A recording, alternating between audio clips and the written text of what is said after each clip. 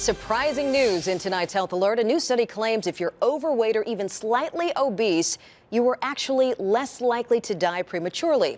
Research in the Journal of the American Medical Association says being severely obese does cut your life expectancy, but if you're just overweight, you're 6% less likely to die early. Dr. Warren Levy, a cardiologist and president of Virginia Heart Medical Practice, joins us. Dr. Levy, thanks so much for being here. Thank you. Good evening. Doesn't this go against all conventional wisdom when you hear this? What does this mean? Well, it's not a green light for people to go out and binge, although maybe you'll feel a little bit better after the holiday season. It's a little bit confusing because being just a little bit overweight encompasses a very large group of people. Muscle mass is a lot heavier than fat.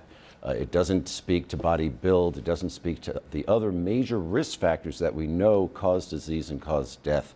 The problem in this particular study is it was a retrospective analysis. It looked back at many other studies, and in the normal group, they included the very low-weight normal individuals who, in fact, have a higher risk of death, the people who are very skinny. You bring up something important. We know a lot of the critics say the numbers, as you were just mentioning, are very distorted, and overall just sends the wrong message to people that being overweight is okay.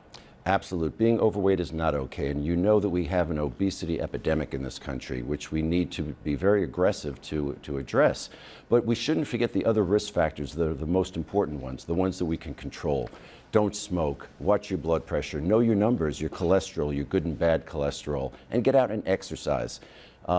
People can be a little bit overweight, but can go out and run 10 miles and be taking good care of themselves and be at very low risk. Or you could be sedentary and have diabetes and smoke and be at very high risk. Weight alone doesn't tell the whole story. And let me ask you this. Some people are at home watching right now and they're saying, oh, am I overweight? How do you know when you're overweight?